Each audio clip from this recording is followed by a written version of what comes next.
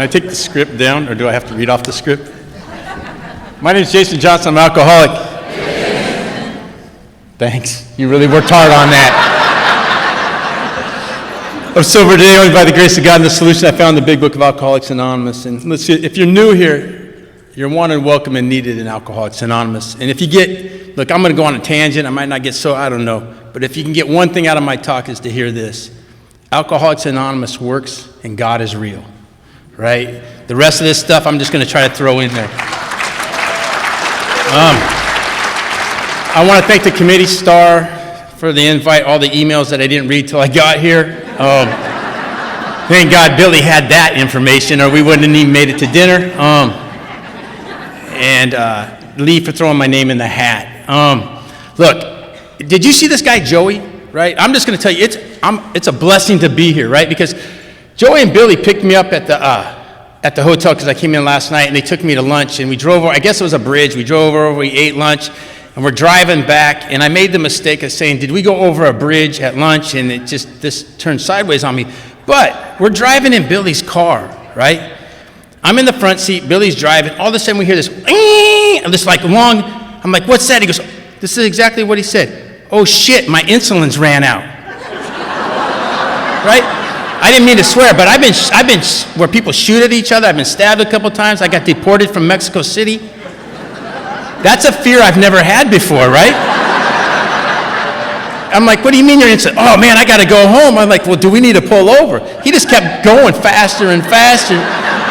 And this is what he does. It's beeping. I mean, it's like annoying beeping. He rips up his shirt, he rips it off and throws it in the console and slams it shut like we can't hear it. What?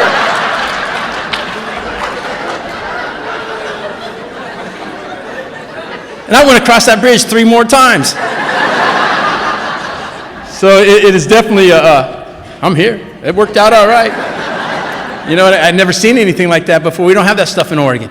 But we have blow and goes and stuff like that, but we have nothing like, where you're going to die. And you guys don't have wooden telephone poles. They're all metal. I noticed that when because I saw videos of like people crashing, like dying in my head, and he just gave it the gas. We went to his house. He got a new one. He threw that in the garage or in the garbage can, and here we are. But, thank you for that. My sobriety date's 11/30/07. My sponsor's a guy named Carl Morris. I say his full name. He's out of Covina, California. I say his full name because I'm his favorite. Well, self-appointed, right? No, really I am. And, if you call him to complain about my talk or something like that, he can sit, there's like Alex from Oklahoma's like the IT guy. There's Marshall Marty. I'm for Christ's sakes, Jason, right? So if you just say that, he'll know exactly who you're talking about. I have a home group. It's called Sandy's Kitchen. We meet on Tuesday nights in Happy Valley, Oregon. If you're ever in the Portland area in Oregon, which you're all welcome, just not all at once. On a Tuesday night, please show up where we're at. We'd love to have you. If you're ever in the Portland area and you want to go to a meeting of Alcoholics Anonymous, get a hold of me and I will either get you to a meeting of Alcoholics Anonymous or I'll get a meeting to you, or if you have anybody in that area. Man, everything I have in my life, it's of value or any good as a result of Alcoholics Anonymous. I'm just a blessed guy today. I'm grateful for everything I have. But we should probably do this because you guys look really serious. I didn't think there'd be this many people here on a Friday night. Look, my mom and dad got divorced when I was really young. Marilyn, can you hear me? She's nodding off. Marilyn told me to talk really loud and really fast because she's tired.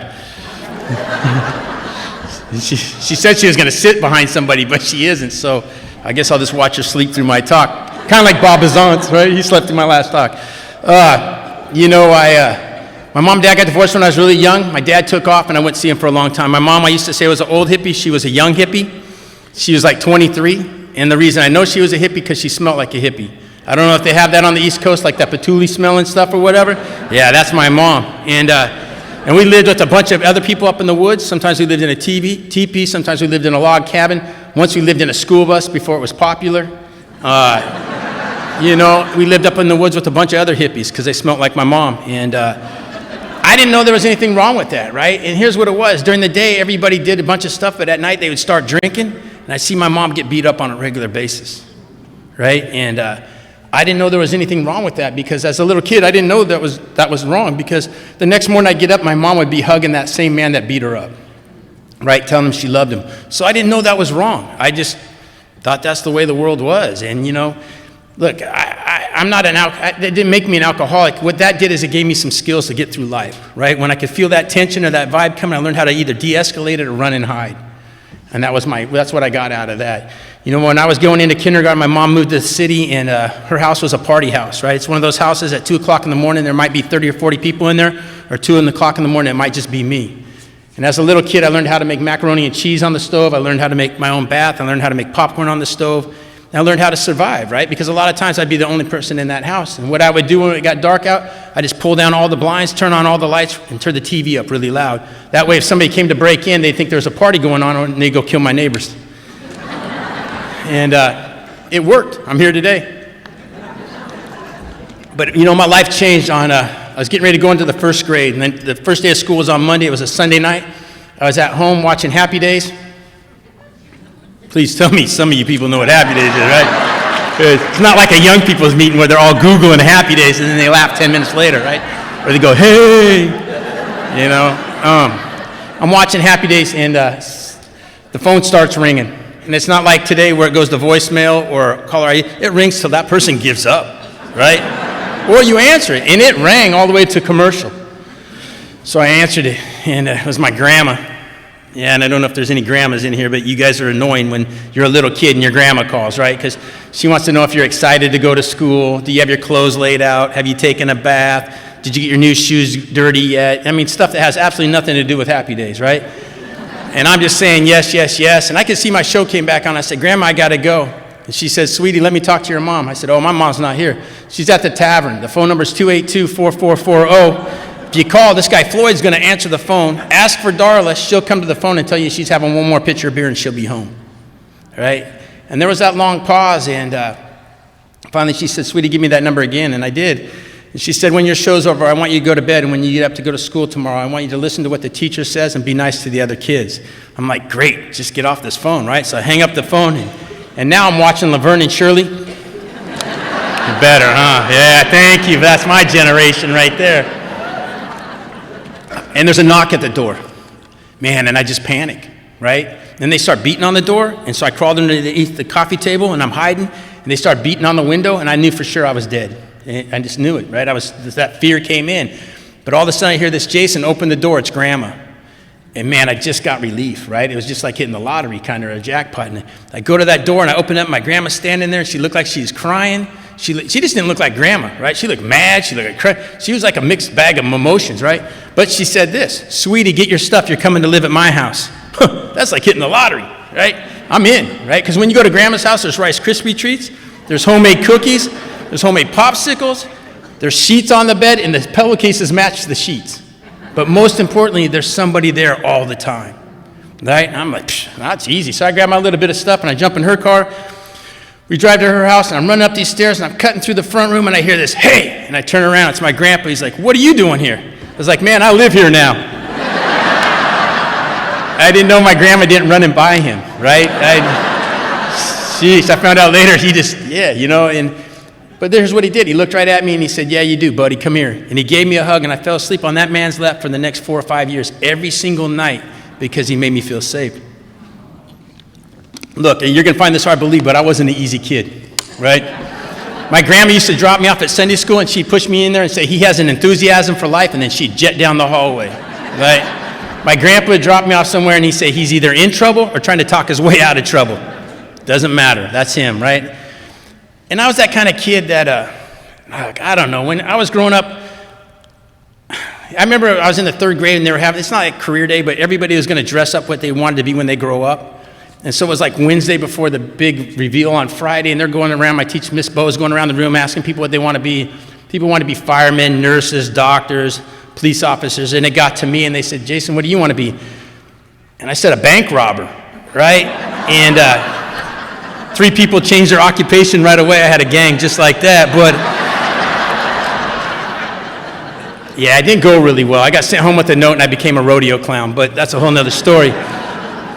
But that's the kind of kid I was. And I remember being, in the third grade, sitting under the apple tree with Stevie, and he's like, you want to be a bank robber? I said, yeah. I go, but there's no banks on our block. And he goes, I know, but there's a Kool-Aid stand. And so my thinking is, I'll rob the Kool-Aid stand, right? Just practice. So I got a bandana, a BB gun, and I got on my bicycle with my cowboy hat, and I rode up to the Kool-Aid stand, and I robbed it. And it just didn't go well, right? They didn't have any money. All they had was Kool-Aid. And, and I saw TV. I've been watching TV, Jesse James and stuff like that, so I took a kid hostage. And I took him back, and I tied him up to my clothesline pole in the backyard, right? And I was going to hold him for ransom. I told everybody else to go back and get their piggy banks.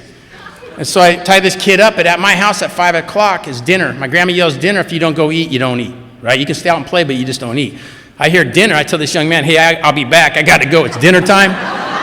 But don't worry, I'll be back. So I laid my BB gun and my bandana and my cowboy hat and my bike were all next to the clothesline pole, and I went in to eat, and everything was fine until the police officer showed up. And then when the officer showed up, it just went bad, like really fast, right? And I don't know about your guys' house, but my neighborhood, when the police show up, everybody, all the neighbors come out. I mean, it's just like there's like it's a party, right? And we're in the backyard, and I'm trying to explain to the officer the knots wouldn't be so tight if he wasn't squirming all the time, and it's not my fault. I didn't really mean to do it. And my grandpa starts laughing like really loud, right? That set my grandma off. And she's like, what's so funny? He's like, man, you can't make this up, right? And so that sent her over the top for sure. And she said, Jason, get in the house. You're grounded for a month, right? And I remember I started crying because, man, that's a long time and then in the house.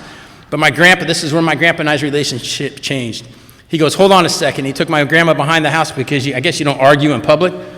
He comes back out, he says, here's the deal. I didn't tie that young man up to the clothesline pole. There's no need to punish me by grounding you in the house for the whole month. You're grounded to the block.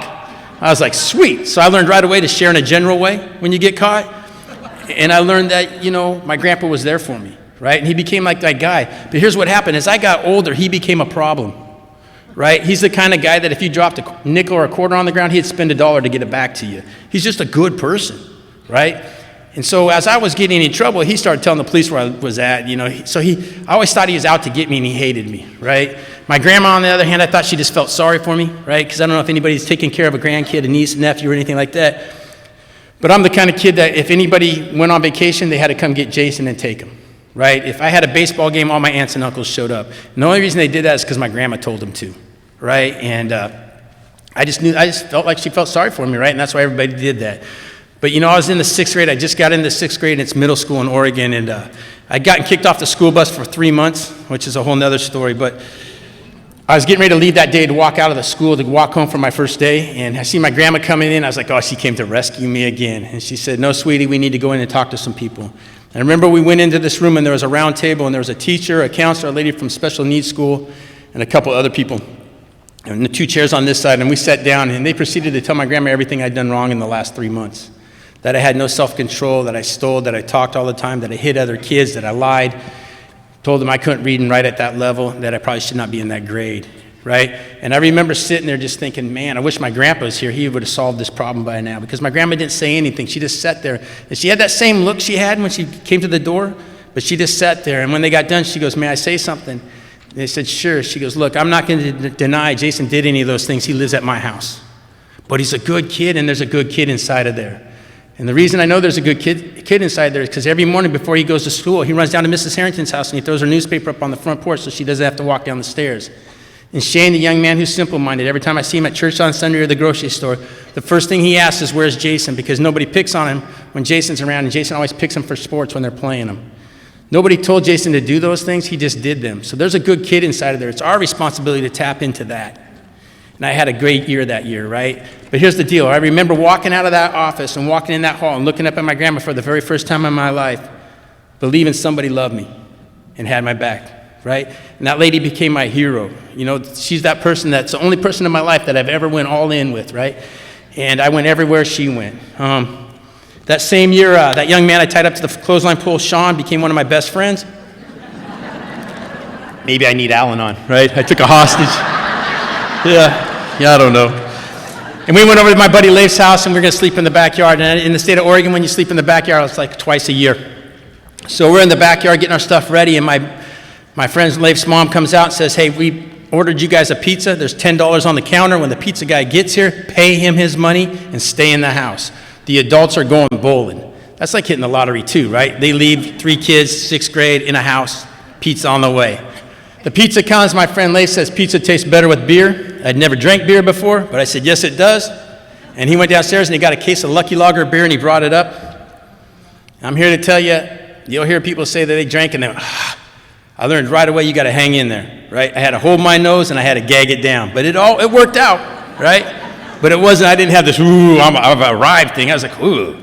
But I hung in there and it worked out all right, you know? And about an hour and a half later, 4 or 5 beers down, I got food poisoning, right? Man, I'm telling you what, that pizza made me sick like I've never been sick before. I told my buddies, I don't feel good, I'm going home. And I went home and I rode my bike. I guess that's drunk, my first DUI, I guess, I don't know. Rode my bike home, I went in the house, I told my grandma I don't feel good. She didn't even get up or look at me. I was sick all night. That lady did not do her job, right? She didn't bring me a pillow. You know, she'd put a blanket or a towel on the pillow. She'd bring a bucket, turn on a fan, put some night lights on, check on me every 10. Nothing from that lady, crickets. And I'm sick, I'm sick. That pizza was bad, right? All night. And the next morning, I'm asleep, and I wake up to my grandpa's at the end of my bed yelling, get up, you got to go to work. It's like, I don't feel good. He said, get up, you're going to go to work. I was like, I don't have a job. Man, he said, if you're going to drink like a big boy, you're going to work like a big boy. Now let's go. Whew. Well, he's serious, right? But I thought my grandma would save me, right? But she didn't. On the way out, she handed me a warm egg salad sandwich and a thermos of warm milk, told me have a great day, right? And we went and picked up Leif and Sean, who looked just as bad as I felt, and we had to pick strawberries, right? It's against the law for a minor to pick strawberries in the state of Oregon, and if anybody, nobody here will, but you can thank me for that, right? Because it should be, right? I picked strawberries, I got sick. I picked strawberries, I got sick, and I made like 27 cents the whole day. But I remember sitting out there thinking to myself, man, I look at my grandpa, and he's on the back of his truck, drinking his coffee, reading his paper, laughing at me as I'm getting sick. And I looked at my buddies, I said, man, I'm not drinking alcohol anymore. They said, you didn't like the alcohol? I said, I don't mind the alcohol, I just don't want to work. So I quit cold turkey, right? No AA, no 12 steps, no treatment, nothing, I'm done.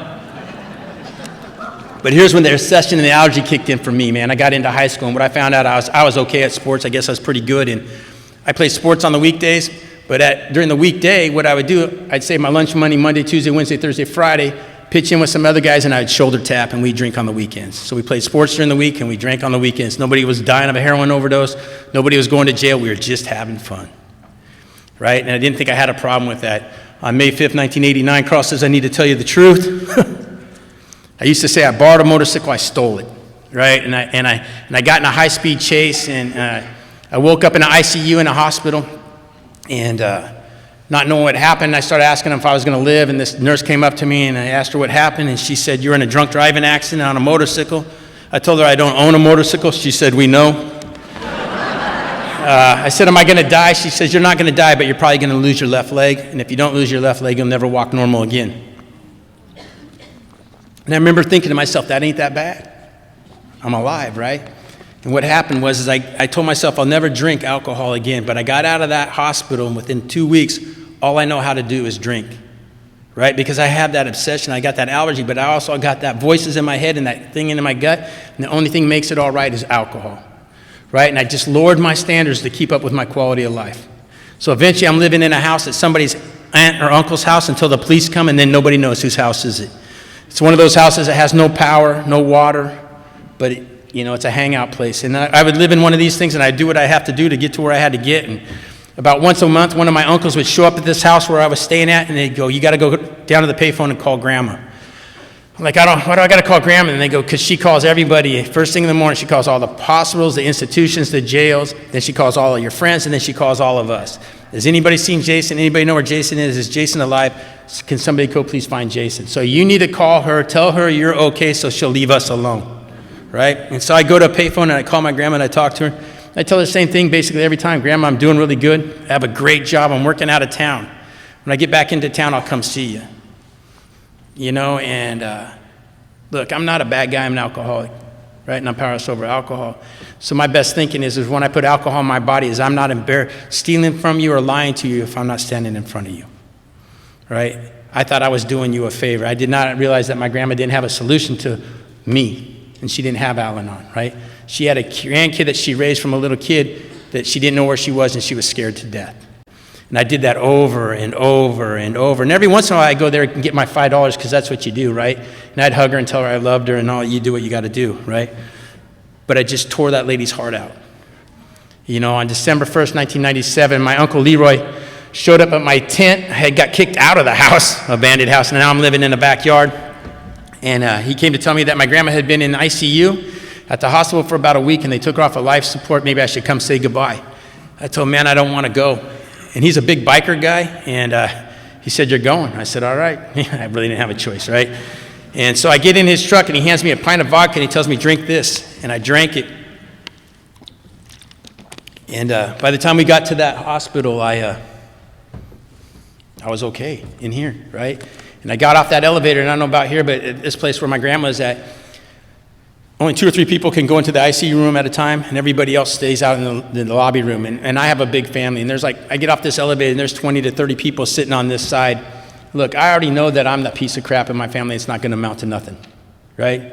I know I'm that guy that's broke everybody's heart, lied to everybody, stole from everybody, but I'm okay with that, right? In my head, I'm okay with that. And I didn't need to look at them and have them tell me that's what they believed, right? So I went and I sat on this side of the room. My mom didn't even come over and talk to me. Right? And then one of my aunts came over and she said, you need to get in there, say goodbye, and get out of here. I said, all right. And so I go in there, my Uncle Gary's standing there, and my Uncle John. My Uncle Gary says, you know what, just talk to her like she's here. Her eyes haven't been open all day. Just talk to her like she's here and hold her hand. And he goes, take as long as you want. Who cares about anybody out there? Just take as long as you want. So I grabbed my grandma's hand, I started talking to her. And all of a sudden she opened her eyes and she started talking back to me. And I panicked because everybody out in the waiting room ran to the door to come in, right? And I do what I have to do. I told my grandma I have a great job and I'm working out of town. And I told her I loved her, but there's a lot of people here who would like to see her. Maybe I come back and see her tomorrow. She told me she loved me and she was going to pray for me, right? And I remember as I was walking out of that room, she told my Uncle Gary, he's a good kid. You watch. He's going to do something with his life. And I just remember feeling like a piece of crap, right? Because I didn't know how to deal with that. What I did is I just took myself and I walked back to that tent. And I drank like you drink, right? A couple days later, my Uncle Dale showed up and he said to me, he said, your grandma had passed and that the memorial was in 2 days and he would take me his family would let me sit with them and he'd pick me up and take me to the memorial. I said, okay. And the day he came to pick me up, I hid in an abandoned house in a closet with a bottle of Goldschlager and some Jägermeister, and I didn't come out, right? And I could hear him banging on the closet, and I could hear him banging on the windows, and I could hear him banging on the doors, telling me, you're going to regret this for the rest of your life. It's not about what anybody else thinks. All those things you try to do to get that guy out of the closet. But all I know how to do is drink, and I was too embarrassed and too ashamed, and I was too scared, right? And I stayed in that closet, and I didn't come out. And for the next 2 weeks, man, I was miserable. The last week of that, I didn't have anything in my body. I ran out of all my money, all my whatever I was putting in my body, anything I was drinking, and it was a Sunday morning, and look, nobody had talked to me in about a week or two, and I remember I called my Uncle Collect just because I wanted to hear somebody say my name. Really, and I asked him if he was going to church. He said, yeah, and I said, can I meet you there? He said, sure. Look, he's 8 years older than me. We grew up in the same house. We're like brothers to this day. He's in the program of Alcoholics Anonymous. But I fought him like 6 times, and I haven't won once. And yeah, he's just mean. And I knew he was going to beat me up, but I knew he wouldn't beat me up in church, I hope, not in front of his family. And so we get to church, and we're sitting in the 5th row of this church, and they start singing this song, How Great Thou Art, right? Man, I started kind of getting caught up in the moment, my eyes kind of watering, you know. Then they sing that dang song, Amazing Grace. Yeah, they shouldn't sing that for people that are in desperate need, right? And the next thing I know, I look at my uncle and I said, man, I think I have a drinking problem. And he said, you think? And the whole church went quiet, right? My aunt came to one of my talks. She said the song was over. I thought they stopped just to hear the answer. I said, well, I might have a drug problem too if it makes you feel better about yourself. And this is what he said, come over to my house. We'll feed you. We'll get a shower. We'll clean those clothes up. And give you $20 and we'll figure out what you're going to do with your life. That's what I heard him say. And so I went to his house. I took a shower. When I came out, he pointed to this phone book, and he said, you're going to go to treatment. I was like, I don't know what treatment is. He goes, this is no time for negotiations. Look up hospitals, call a treatment center, tell them you have a drinking and drug problem. Again, he's beat me up a couple of times, and it's a free meal. So I said, okay, I didn't think treatment centers would be open on Sundays, right? So I called an Adventist, the first one. They rang, answered right away. I told this lady, hey, my uncle thinks I have a drinking problem. She got all excited, transferred me to another lady. And I told that lady, my uncle thinks I have a drinking and drug problem. And she was really excited. And she said, can you be here tomorrow morning at 8 a.m.? We can do an assessment. I said, yeah, sure. Hung up the phone. I told my uncle, hey, I got an assessment at some place called Portland Adventist. Give me $20. I'll tell you how it went. He said, no. You're staying the night here. That sucked, right? He has a plastic couch. He says it's leather. It's not. I slept on it. Right? I'm on this plastic couch. I'm sweating from the inside out. I'm miserable. He has this damn little dog that licked me all day, all night, all over. So all night, I'm on this plastic couch. I'm sticking to it. I'm miserable. This dog's licking me. I didn't think it could get much worse, right? And I wake up, or he wakes up and he comes downstairs. He goes, man, you look like crap. And I didn't want to tell him you weren't sleeping on a plastic couch. But I said, yeah, I don't feel so hot. He said, you need to take another shower. And I went in and took a shower. And when I came out, he went to the shower. And for some reason, I just remembered he had a liquor cabinet, right? And I just felt okay. And I went to his liquor cabinet, and there was some Bacardi 151. I poured this Coke can out. I started drinking this Bacardi 151. We get in his truck, because I'm ready to go to treatment now, right? And we get in his truck, and we're driving. He goes, man, I smell alcohol. I said, it's not me. I'm going to treatment, for God's sake. Now I know that's me, right? And I made another big error. Man, I was just having a run of bad luck, right? And I went to go hide my pop can in the bathroom underneath in the garbage underneath the bag, right? He went in there and answered yes to a couple of questions. I was in treatment just like that. And I'm here to tell you, I was in an Adventist treatment center. They have no caffeine, they have no sugar, and they have no women. I'm 29 years old. That's a big deal, right? And I didn't know you could just leave treatment. I thought treatment was like prison, right? So I thought you had to escape.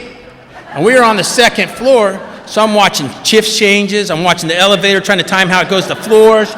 They're going to all these classes. I'm just trying to figure out how am I going to get the hell out of this place, right? And I hear that there's 4 other guys. There's 5 of us total, right? These 4 guys that need to be in treatment. Right? I'm just there because amazing grace. If I don't go to church, I have no problems, right? And I hear them talking. They start talking about Alcoholics Anonymous. And this is what got me to Alcoholics Anonymous. I said, what's that? They said, this is exactly what they said. There's caffeine, there's sugar, and there's women. I'm in, right? I don't want to be sober, but I'll go wherever that is. I said, where's it at? He goes, a van's going to pick us up and take us. Even better. I can escape from there, right? How do I get on it? You have to go sign up. So I went and signed up for this Alcoholics Anonymous meeting. This van comes to pick us up. But I need to tell you, about 3 years before all this went down, my dad had called my mom out of the blue to come. He wanted to pay back all his back child support he owed, right? I went to this bank to get my half of the money, which Carl made me pay back. So you got to watch who you get for a sponsor. Because it's my mom's money, not my money, but that's a whole nother story, right? But I went to this bank. I saw this guy for 2 or 3 minutes. I took my half of the money and I left. Because I don't need a dad, right? I have my grandma. And, and I went and did what I was doing, right? Back to that van. I'm in that van. I'm driving to a meeting of Alcoholics Anonymous. I prayed to a God that I knew he was out there. I just didn't want to run in. We weren't on good terms, I guess. And I prayed to this God, please don't let me know anybody in AA. And if I do know somebody there, please let me not owe money, right? That's all my prayers were to get to AA. Nothing about staying sober or anything like that. And I go to this meeting, and sure enough, there's caffeine, there's sugar, and there's a few ladies, not like in here, but there's a few ladies. And so I'm looking around trying to figure out who I'm going to marry to help me break out of this treatment center, right? And I see this guy standing in the back. I told these guys, man, that looks like my dad. And it's like, you don't know who your dad is? I said, man, I seen him one time for like 3 minutes, like 3 years ago for the first time. They said, well, you got to go say something. I was like, I don't even know if he's my dad, right? But they have a break in the meeting. So I walk up to this guy. I said, hey, do you know who I am? He said, nope. I said, I think you're my dad. And he said, Jason? And I met my dad at my very first meeting of Alcoholics Anonymous. Man, that's a burning bush, right? Between that and Amazing Grace, I'm here, baby. You know what I mean? And, he was an active member of Alcoholics Anonymous. I lost him right before COVID. And he stayed sober to that day. And here's the weird thing, man. When I was a little kid, my grandma used to tell me, God either says yes, not right now, or I got something better. God never says no. I used to think that was the dumbest thing. And the reason that is I remember being a little kid, first or second grade, coming home on a Friday and sitting on the front porch, waiting for my mom or dad to come pick me up for the weekend, and they wouldn't come. And I remember one time sitting on that porch, The street light came on. I had to go back in. I went in and told my grandma, I said, I'm not going to go to Sunday school anymore. She said, why is that? I said, because that Jesus guy don't like me. I said, I've been praying to him every morning and every night for the last 2 weeks that my mom or my dad would come pick me up, and nobody shows. I'm done with that guy. And she just looked at me and she said, okay. And I went into my grandpa. I sat on his lap. I told him, hey, I don't have to go to Sunday school anymore. He started laughing because that wasn't going to last. But he said, and I said to him, I said, Grandpa, I don't want to sit on that front porch anymore. And he said, Jason, you don't have to sit on that front porch ever again if you don't want to. And I made a decision right there. I don't need a God and I don't need a mom and a dad. 20 plus years later, on a Friday night, I'm sitting on that same front porch waiting for members of Alcoholics Anonymous to come pick me up to take me to an AA meeting, right? And it's not like today where they text you or call you. They start honking the horn like 3 blocks away, right? They want everybody to know they're coming to rescue the neighborhood. We're taking Jason to AA, right? So I'm on the porch waiting because I don't want to make a scene. They get there and I run down there and you know who's there to pick me up? It's my dad, to take me to my very first meeting of Alcoholics Anonymous. God either says yes, not right now, or I got something better. He took me to a meeting called Mole Patrol. It met on Friday nights at different people's houses. I met a girl there. I kissed her. She got pregnant. She got a divorce, and then we got married. If you're new here, I'm not the guy, and don't reference me when you're talking about relationships in meetings saying it worked for Jason. Right? Yeah. My wife has divorced me and remarried me before, again. So, look, I'm not a saint. Out of that relationship, today I have a 23-year-old daughter, right? And she wants to be a Supreme Court judge. I know, God help me. And I'm from Oregon, so I just leave that right where it's at, right? And so about 6, 7 months ago, I was walking through the kitchen, and then all these girls in the sorority she's in, they're all there. She's like, she's not in their sorority now, she just oversees, I don't know, whatever. But they're all sitting in our kitchen, right? And they're trying to talk my daughter into running for president of the United States at her high school, right? So I'm coming through, and I said, hey, if you're president of the United States, can I have a cabinet position? She said no. Didn't even hesitate, right? I said, well, what can I do? She said, you could be a greeter. Yeah, baby. So, if my daughter ever makes it to the White House, everyone's welcome. Right? I might only have the job for a few hours, but we'll do her. Right? But I remember also sitting in there, and one of those little girls asked my daughter, isn't your dad's past going to be against you? Without even skipping a beat, my daughter said, my dad's past is my greatest asset. That's the program of Alcoholics Anonymous. That's what you've done for me, right?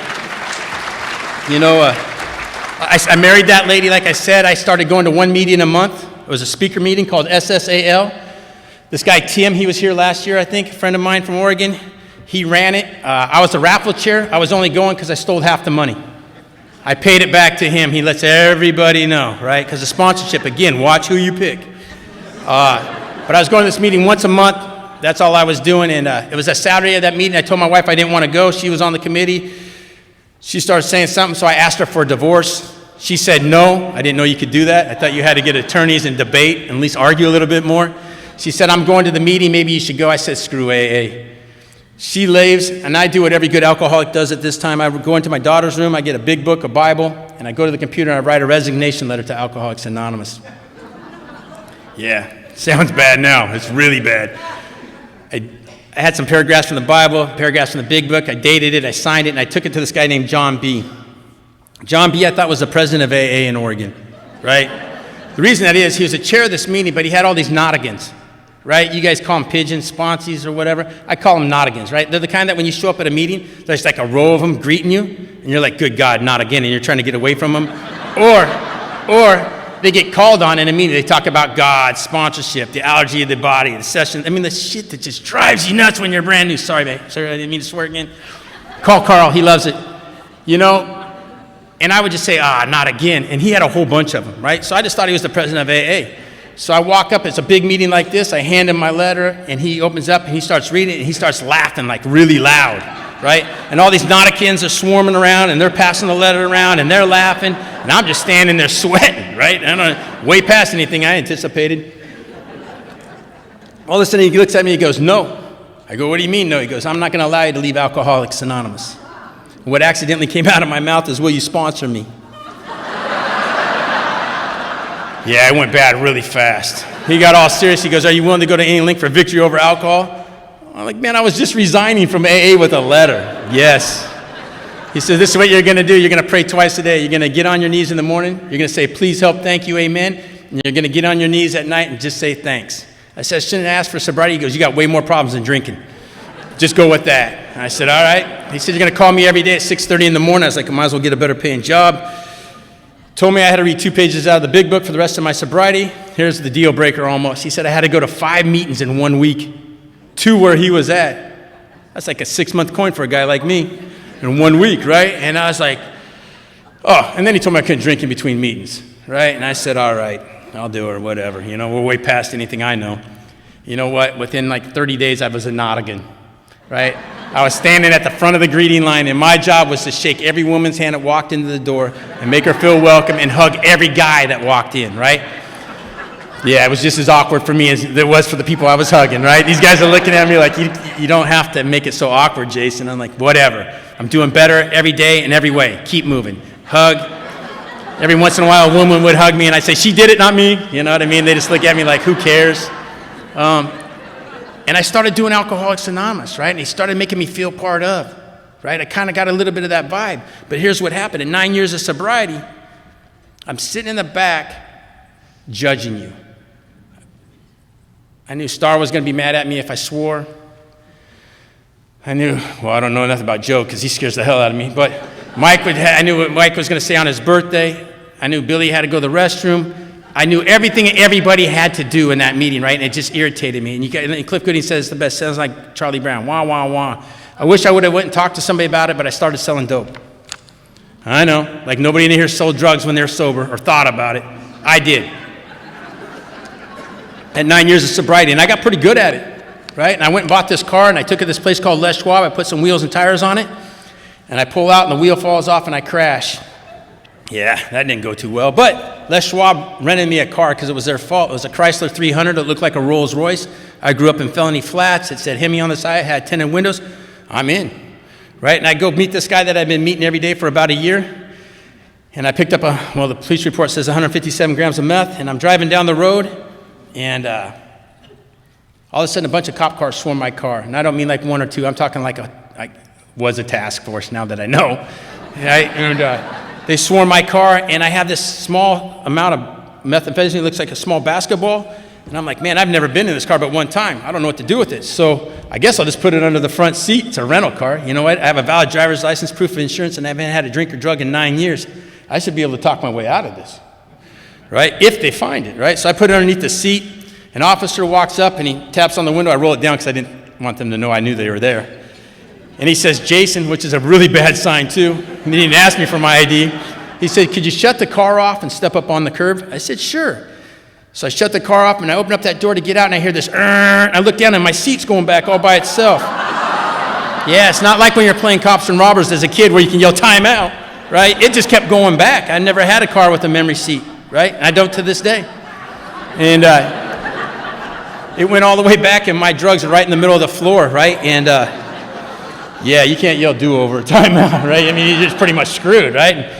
So I shut the door and hoped they wouldn't see it, right? And they did. I got charged with commercial delivery, commercial possession, racketeering, intimidation of a federal witness, and a gun charge with 9 years of sobriety, going to meetings of Alcoholics Anonymous, judging the people that are trying to save their butt. And my life went, it didn't go good. You know, I put a needle in my arm and I started drinking. I started running the way I used to run, right? Because I didn't know how to deal with that embarrassment and that shame and that guilt and how I could face you guys. And what happened, man, is I just burned it to the ground. And my wife ended up divorcing me, which I thought at that time was a bad call, right? AA thought it was a great call. She remarried me. I think it's a great call. My AA community thinks, well, that's not a great call. You know what I mean? So we're trying to figure that out. But I just burned it to the ground. My daughter was like 6 or 7 years old, and I'll tell you what, the lowest point for me of this whole thing, right? And you would think that was it. The lowest point for me is my wife, my ex-wife at the time, would let me come see my daughter if I looked like I'd slept a little bit and wasn't so out there, like I wasn't sorting bolts in the garage or something. And she said, every once in a while she'd let me shower, right? Because I was living in the bushes. And I remember when my daughter was born, we saved those quarters with the States on the back, you know, when they first came out. We had 2 or 3 of these small buckets of them. And I come out of the shower, and here comes my wife and my daughter down the hallway. And my wife's got these empty buckets going, "You stole your daughter's money. Who steals a 7-year-old's money?" My alcoholism says she wouldn't have had that money if I wouldn't have put it in there. It's not my fault. It's my money, right? But here's what happened. My daughter started tugging on my wife's pants saying, "Please don't make my daddy leave. I let him borrow it." And it just did something in there where it just turns you nuts, right? And I ran, man, and I ran till I got caught, right? And I ended up getting sentenced to 48 months in prison. And I'm here to tell you, if you get arrested in the state of Oregon, the sheriff's office has been running the jail system since the 1800s. They don't need your opinion. That'll save you 3 weeks in the hole, right? I'm in solitary by myself for the first 3 weeks of my incarceration. I'm scared to death. I'm sweating from the inside out. I have anxiety, and I don't know what to do. And I could hear John's voice saying, "Get on your knees." And I got on my knees, and I said, "Please help, thank you, amen." I got back up on that bunk, and if I got any kind of relief, I got back on my knees, and I said, "Thanks." And I started doing that over and over and over. And here's what happened.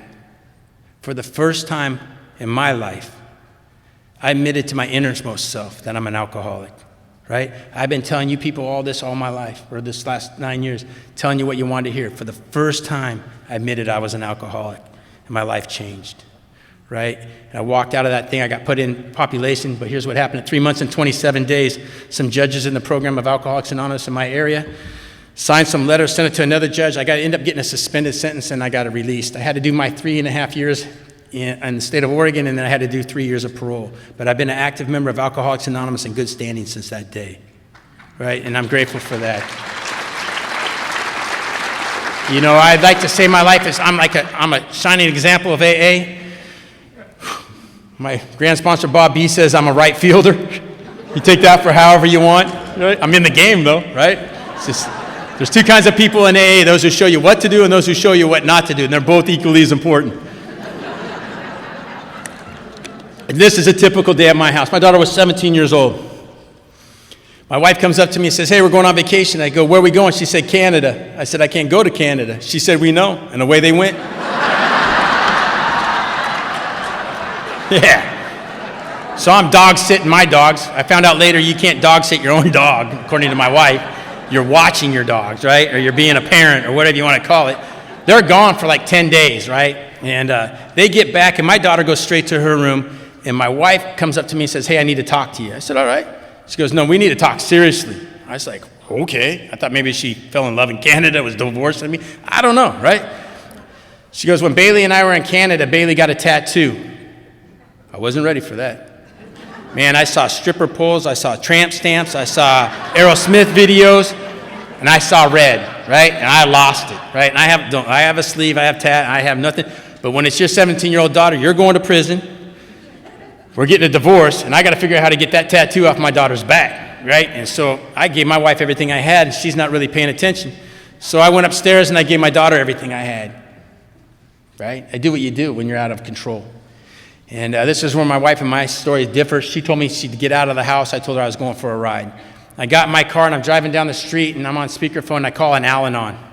Because that's what you do when you want to get an alcoholic arrested. A divorce, and they know how to get tattoos off. It's got to happen somewhere. I'm not the first person that's had this problem, right? So I call an Al-Anon, dude, I love, right? And I call her, and here's the difference between AA and Al-Anon. I could call Billy and tell him my problem. Before I'm done, he'll already give me the solution. That's AA. Al-Anons, you guys write the stuff down or something. I don't know. Or you listen to it. I had to say it like 6 times. Julie took Bailey to Canada. She got a tattoo. How do I get rid of it? You know, and there's nothing from this lady. It's crickets. And I'm thinking to myself, don't take this the wrong way. No wonder your meeting's so small. It takes so long to get the answers, for God's sake. Right? And I didn't say that, but that's what I was thinking. Finally, she says to me, "You want to know what I heard?" And I said, "Sure." She said this like I told my daughter she's not beautiful. Anything she does, it's not going to be me. Her body's mine. I mean, a bunch of stuff that made me look really bad. Right? And it sounded really bad. I said, "I didn't mean any of that." She goes, "I know." I said, "What do I got to do?" She goes, "You got to go back and make that right." And I could hear her husband in the background going, "You better invite God to go with you." So I'm driving down the road going like this to the speakerphone. So AA got me in this problem anyway, right? I don't need their help.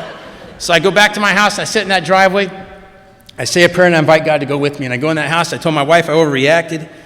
She said, "You did?" And my dogs are not even looking at me like, oh, man, you're off limits, man. You're in trouble. And I go upstairs, and my daughter's still sitting on her bed crying. At 17 years old. And I had to make amends, man. I had to tell her, I'm an idiot, right? I didn't mean any of that. I don't care who you love. I don't care what you love. I don't care what you believe. I don't care what you do. I don't care. All I want you to know is I love you no matter what, and you're always my first priority. And she goes, I know, Dad. And I said, yeah. And she goes, we knew you were going to overreact. I said, why wouldn't you text me? I became a victim all of a sudden. I was like, why didn't you text me or something like that? She goes, how you would have never took it any good way. I said, you're probably right.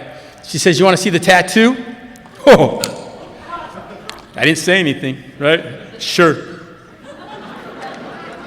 She lifts up her shirt, and on the side of her chest, there's an AA symbol, and it says one day at a time. And there's a hand going like this and a hand going like this.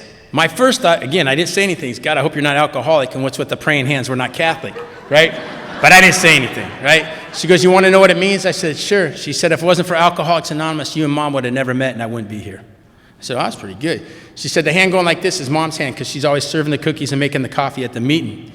And the hand going like this is yours, Dad, because you're always welcoming people to Alcoholics Anonymous and give them a hand up. So now I'm crying, right? And this lady, Polly Bristol, told me that was God kicking me in the nuts. So I avoid that lady like the plague, too. That's a typical day in my house, right? I can make a butt out of myself, and I can make it right. You know, the amends with my grandparents.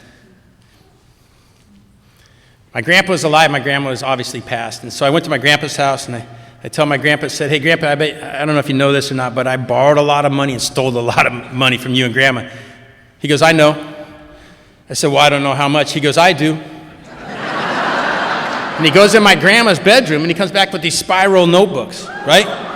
My grandma's like the mob, right? She had a ledger from like 1979. Jason borrowed 25 cents. Jason mowed the lawn, has 10 cents credit. Jason picked up apples. Apples are 2 cents. Every IOU, every contract, yeah, that's not funny, really, right? I mean, there's like 4 or 5 books to like 2000, 1996 from, yeah. I don't know how a guy can get that much money out of one person, but I did. And I told him, man, Grandpa, I can't pay all this money back. He goes, I know. I said, well, what can I do to make it right? He says, you just keep helping people. I said, great, right? But I started looking at this book, and it said, in 1984, Jason stole $5. Jason stole $5. Jason stole $5. I was like, hey, how do you know I stole $5? He goes, well, look at it this way. He goes, every Thursday night, I put $5 in the coffee cup in the cupboard. Every Friday morning, it was gone. And only Grandma, you, and me live here. Who do you think stole it? Grandma? I was like, oh. And I said to him, I said, if you knew I stole it, why didn't you stop doing it or tell me to quit doing it? He said, I asked you many times if you stole it, and you told me no. And I said, but you knew I did it. He said, Jason, this is what he said to me. Stealing's not wrong until it's wrong to you. And I'd rather you steal from me than our neighbors or your friends. That's the guy I thought was out to get me, right? That's the guy I always thought was out to get me. I got in my car, and I'm driving. I called John. He says, how much you have to pay back? I said, nothing. And so I had to go back to my grandpa's house. And I found out there's 2 things he had never paid for, bottled water or cable TV. He'd been screwed during the pandemic, huh? And so I said to him, I said, can I get you cable TV? And he said, yeah, and I bought him cable TV till the day he died. But here's the thing, about 3 weeks after he got the cable TV in, he called me up, and we talked about Pawn Stars. We talked about ESPN being on 24 hours. We talked about the History Channel, on and on. First he asked me if I had cable. I said, Grandpa, everybody had cable but you, right? I mean, his house was so old, the phone line went from the telephone pole to the back of the phone. No wall involved. Yeah, when the cable guy showed up, he's like, there's no wires anywhere. And I was like, I know, whatever. That's a whole nother story. But we talked, right? And at the end of that conversation, he said, you know what? This is the coolest gift anybody's ever given me. That's what I got out of the night step, right? That's what I got.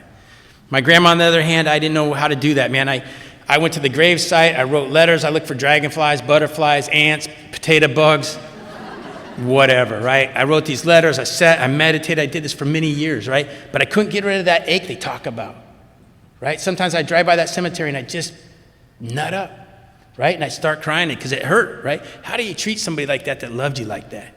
now that I'm sober.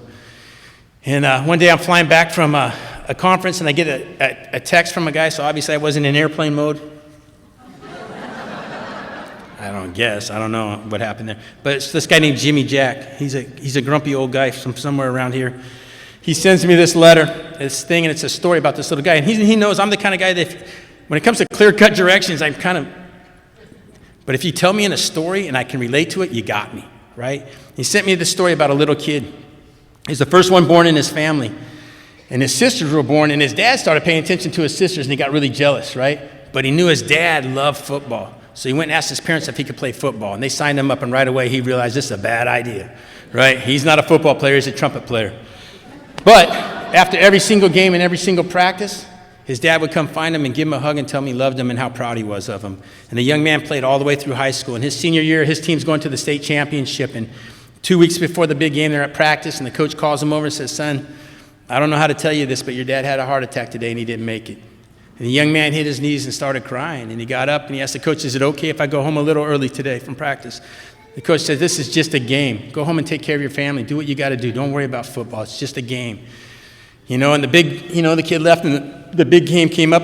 It's about the second half, and he hasn't shown up yet. In about the third quarter, the kid comes running out, and his team's losing really bad, and people start cheering because they see him running out. And he runs up to the coach and asks him if he can play, and the coach is like, "Whatever, we're losing anyway." He puts him in there. The kid intercepts the ball, runs it back for a touchdown. Then he makes some tackles, and he ends up winning the game for him. Scores a touchdown to win the whole game, right? And the coach is just, what just happened, right? And they carry him off the field on the shoulders, and that night the coach is leaving the locker room, and he sees a young man sitting by himself back in the back, and he walks up to him and tells him, "Takes as long as you want." And the young man says, "Thanks." And the coach says, "Hey, I need to ask you something." He goes, "You're not really the best athlete I've ever coached, right? What happened out there tonight?" The young man says, "Coach, I don't know if you know this or not, but every game I was in, even the games that I sat on the bench and you didn't play me, or the games I lost for us, after every single time, my dad would come up and find me, and he'd give me a hug and tell me he loved me and how proud he was of me." And the coach said, "Man, you had a great dad." And he said, "Yeah." And so the coach starts to walk away, and the young man says, "Coach, I don't know if you know this or not, but my dad was blind, and tonight's the first night he ever really got to see me play. And just like that, I got relief. Because I know every time I walk into a meeting of Alcoholics Anonymous and I say, 'My name is Jason Johnson, I'm an alcoholic,' or I see a new guy sitting down and I talk to him and I ask him if he needs a cup of coffee or if I can sit by him, my grandma gets to see that. I think we all have somebody in our life that believed in us, right? And today I know that without a shadow of a doubt. I owe that to you, right? And I know that when I die and I go to that big meeting in the sky, that's the first place I'm going to go, because I'm going to make sure there's a Bill, a Bob, and a Jesus. Those three guys aren't there, you're going to know. You'll hear me. I'll be going, "Oh, I knew it," right? But I know who's going to be waiting for me in the parking lot. It's going to be my grandparents, right? My grandpa's going to wave at me, because if you're not a half hour early, you're late, right? I don't know how that works when you're headed to heaven, I hope. But I know what I'm going to do. For the first time in my life, I'm going to be able to walk up to my grandpa and hug him, because I've been hugging the men in Alcoholics Anonymous when it has been not convenient or necessary. I'm going to be able to hug my grandpa and look him in the eyes and tell him, "Thank you for giving me a safe place to live." My grandma, on the other hand, she's probably going to be dancing around, praising Jesus and thanking God, probably telling my grandpa, "I told you so." And I know what she's going to do. She'll hug me, she'll tell me she loved me, and she's going to tell me she's proud of me. And for the first time as an adult, as a sober member, I'm going to be able to look my grandma in the eyes and say, "Grandma, it's the damnedest thing. These people in the program of Alcoholics Anonymous, they found a solution to their problem and they introduced it to me. But most importantly, Grandma, some of those folks showed me some grace. And in doing that, they introduced me to that kid inside of here that only you believed existed." If you're an alcoholic who's traded everything away, that's a big deal, right? I don't want to end on something dumb like that. You guys are crying, for God's sake. Let's go with this, and I'll end it up with this. Right before the pandemic, this young kid keeps calling my phone, and finally we connect. He says, "Hey, I'm in the 6th grade, and my teacher in my class picked me to do an article on drug addiction, opiate addiction, and alcoholism in the state of Oregon. I need to interview a pastor, a doctor, a police officer, and a convicted felon." I'm not the doctor, right? Let's just get that out of the way. I said, "Sure, what the heck?" He shows up at my office, and he comes in, and we're sitting at this picnic table, and I can tell he's scared to death. He has enthusiasm for life, right? You could just tell, and he's scared to death, and he's got his notes, and he's doing all his stuff. And what you guys have taught me in Alcoholics Anonymous, if somebody's scared, just talk to him. Make him feel good, right? So we're sitting there, and he's asking me questions, and I'm talking to him, and I think he wanted me to be like Al Capone or something like that. I'm just white trash, very poor drug dealer, an idiot, right? He didn't find the seat going back very as exciting as we did, right? He was very disappointed on that. But at the end of his thing, he asked me, what's the coolest thing about being clean and sober, Jason? And I gave him a gratitude list. I gave him everything you guys have given me, right? I got a God, I got my wife back, I got a kid back, I have a business, I did this, I did that, I did this, I did that. And he's not writing anything down anymore, right? He's just looking at me like. And so I said to him, I said, what's the coolest thing about getting to do this? And he sits there and he looks at me and he gets this big smile on his face. And he goes, you know what the coolest thing about this is? I said, what is it? He said, my teacher believed in me. I started crying again, right? Because I missed it. Once again, I missed the people that hugged me and loved me when I came into Alcoholics Anonymous. You believed in me before I even had a clue. You know, my grandma used to tell me this too she said, you have to participate in your prayers. I remember going to her and saying, Grandma, I prayed, I hope I win the baseball game. I prayed I'm going to win the baseball game. She told me to go to practice, right? I told her I prayed for a new bike. She told me to mow the lawn. Yeah, she didn't get it, I guess. You know what I mean? And but here's the deal. Every morning for quite a few years now, for about 10, 11 years now, every morning I get on my knees and I say, my dear friend, if you see fit and to be thy will, I sure appreciate it if I could stay in Alcoholics Anonymous another day. Thanks for allowing me to practice prayer. Well, I'm over here, huh?